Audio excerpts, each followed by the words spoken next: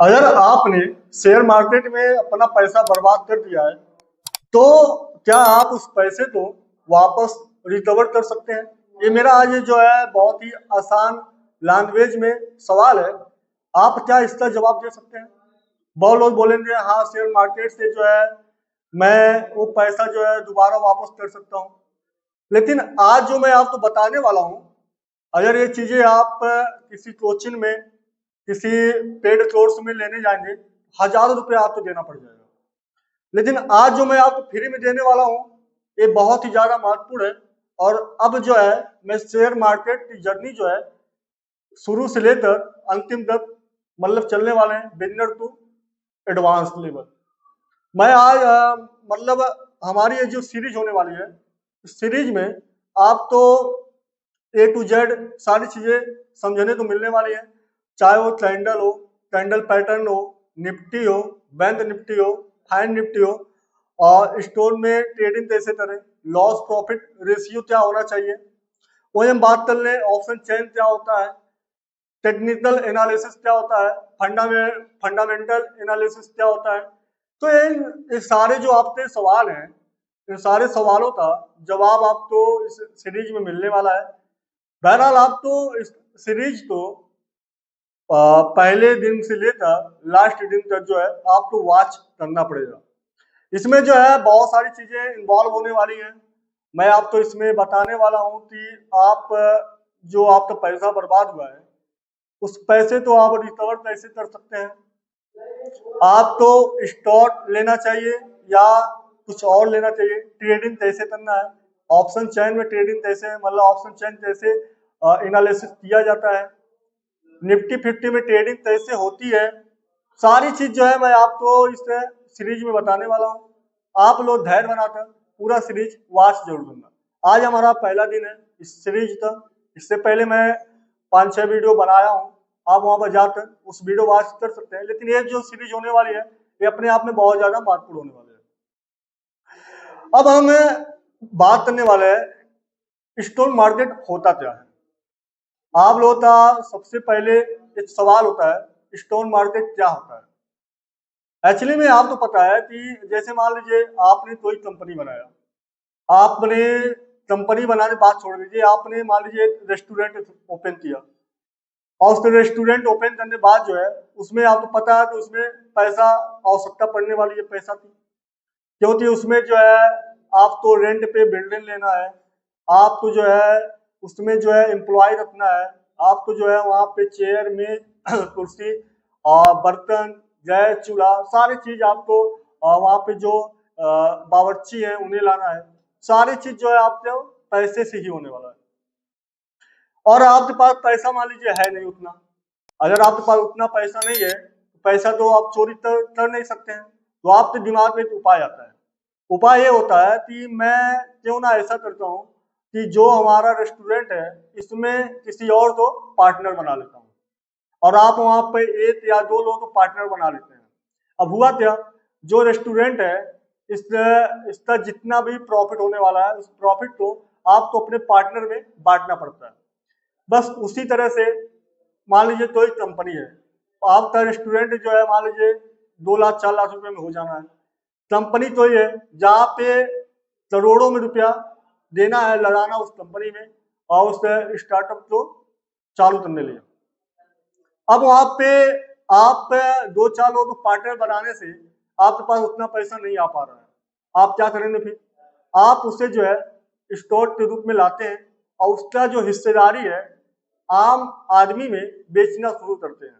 मतलब percentage wise जो है आप जो उस कंपनी का हिस्सेदारी है उसे जो है आम लोगों में बेच देते हैं, और वहां से आपको पैसा मिलना शुरू हो जाता है। स्टोर सेम वही होता है। आप जितने भी स्टोर आपको मिलते हैं वो आप उस कंपनी में हिस्सेदार बन जाते हैं, और आप हिस्सेदारी बदले जो है वो आपसे पैसा लेते हैं। और जब प्रॉफिट होता है वो प्रॉफिट जो है आपके पास भी आता है। जितना प्रॉफिट उनके पास जाता है, जितना परसेंट उनके पास शेयर है, उस अनुसार जो प्रॉफिट उनके पास जाता है, उसी अनुसार जितना शेयर, जितना हिस्सेदारी आपके पास है उतना प्रॉफिट आपके पास भी आता है। ये हो गया आपका स्टॉक की कहानी, जो आप तो समझने की बहुत ज्यादा आवश्यकता है। अब ये लिस्टेड कहाँ पे होती है? अगर मान लीजिए कोई कंपनी है, कंपनी का स्टॉक आ रहा है, तो कहाँ पे आपको मिलेगा? तो ये होता है एनएससी और बीएससी, नेशनल स्टॉक एक्सचेंज और बॉम्बे स्टॉक एक्सचेंज। अब ये इसमें जो बॉम्बे स्टॉक एक्सचेंज है, ये आपका बहुत ही ज्यादा पुराना है, ये आपको ऐसे ही जान लेना है। और दूसरी चीज, ये चीज मैं और आपको बता देता हूँ, जो आपका स्टॉक आता है उसे आने पहले जो है आपका आईपीओ आता है। आपने बहुत बार नाम सुना होगा कि आईपीओ आया है, और आईपीओ में बहुत ज्यादा प्रॉफिट हुआ है। अभी मैं आपको बता रहा हूँ, हाल ही में टाटा का आईपीओ आया था, और उसमें जो है बहुत बढ़िया प्रॉफिट हुआ। लेकिन वहीं पे पेटीएम का आईपीओ आया, और उसमें जो है बहुत ज्यादा लॉस हुआ। लॉस नहीं हुआ। आईपीओ क्या होता है? आईपीओ होता ये है कि जैसे कंपनी का स्टॉक आने से पहले जो है जो कंपनी वाले होते हैं वो आईपीओ अपना लॉन्च करते हैं।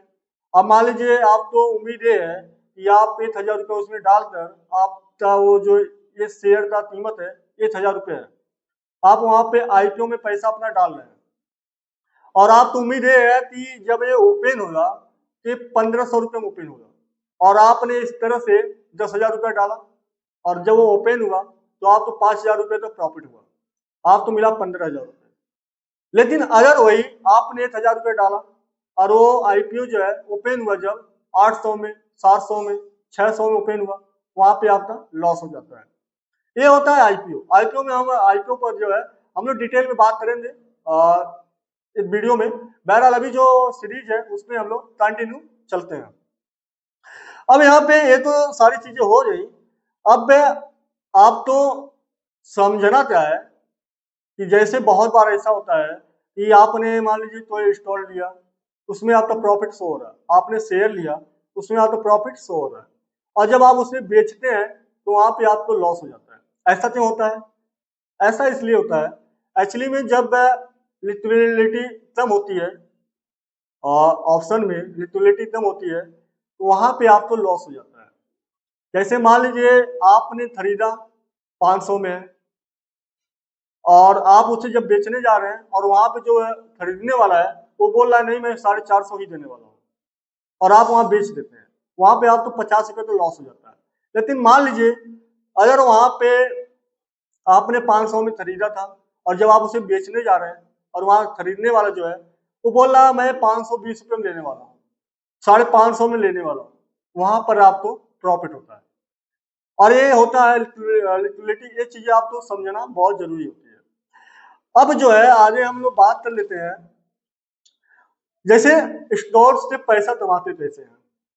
बहुत लोगों का सवाल होता है कि मैंने शेयर मेरा शेयर लिया मैंने, उसमें जो है बहुत ज्यादा नुकसान हुआ मेरा, उसमें मेरा प्रॉफिट हो ही नहीं रहा है, और मेरा जो पोर्टफोलियो है वहां पे जो है रेड हुआ पड़ा है। तो आप पे होता यह है कि आप जब भी शेयर लेते हैं तो आप अपना पोर्टफोलियो में एक नहीं, दो नहीं, 10-10 कंपनियों के शेयर ले लेते हैं, और 10 कंपनियों जब शेयर ले लेते हैं आप, तो वहां पर प्रॉब्लम ये हो जाती है कि तो वहां पे 4 कंपनियां आपकी प्रॉफिट में जा रही हैं, और 2 कंपनियां आपकी लॉस में जा रही हैं, और आपका पोर्टफोलियो जो है ना प्रॉफिट में हो रहा है ना लॉस में हो रहा है। आप साल भर पहले पैसा डाले थे, और अभी तक जो है आपका कोई वैल्यू बना हुआ है, ना उसमें प्रॉफिट हुआ है ना उसमें लॉस हुआ है। और इस तरह से जो है आपको लगता है कि हाँ ये चीजें जो है सही नहीं है, इसमें जो है प्रॉफिट नहीं हो सकता है। लेकिन अब मैं आपको एक चीज और बता रहा हूं कि होता क्यों है। जैसे आपको मान लीजिए आपके पास पैसा है, और आप पैसे से प्रॉपर्टी लेने वाले हैं, आप पैसे से प्रॉपर्टी लेने वाले हैं, फ्लैट लेने वाले हैं, घर लेने वाले हैं, रियल एस्टेट में आप वहां इन्वेस्ट करने वाले हैं।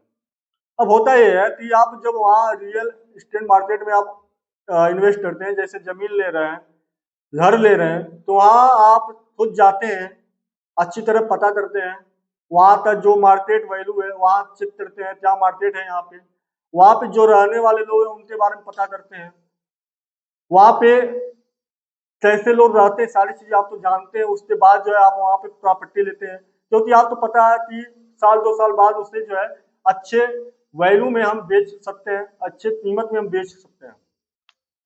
लेकिन दोस्तों, स्टॉक मार्केट में होता क्या है, आप जब भी स्टॉक लेने जाते हैं, आपसे मान लीजिए आपका मित्र ने बोल दिया कि भाई ये वाला ले ले, बहुत बढ़िया प्रॉफिट चल रहा है, और उसने बोला तब जब उसका प्रॉफिट में चल रहा था।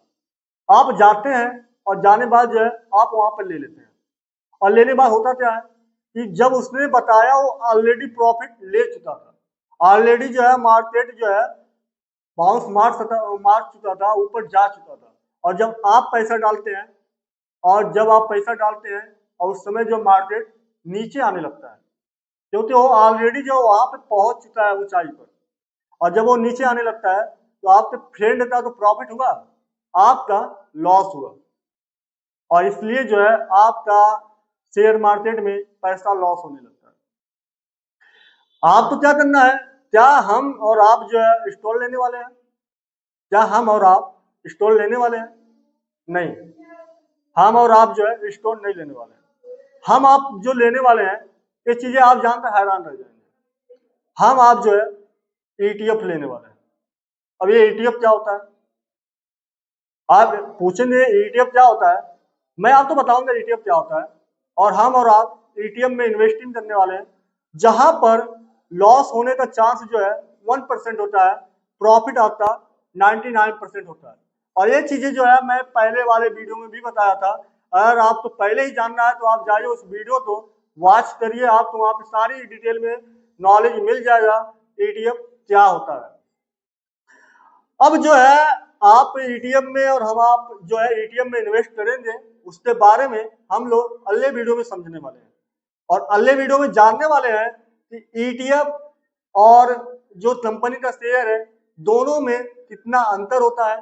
आखिर क्यों नहीं हमें ETF लेना जरूरी है, और क्यों हमें शेयर नहीं लेना जरूरी है।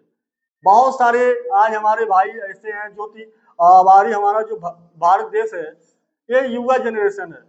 अभी जो है हमारे आप जैसे लोग ही शेयर मार्केट में जो है उतर रहे हैं, इन्वेस्टिंग कर रहे हैं, लेकिन वो उन्हें नॉलेज नहीं है।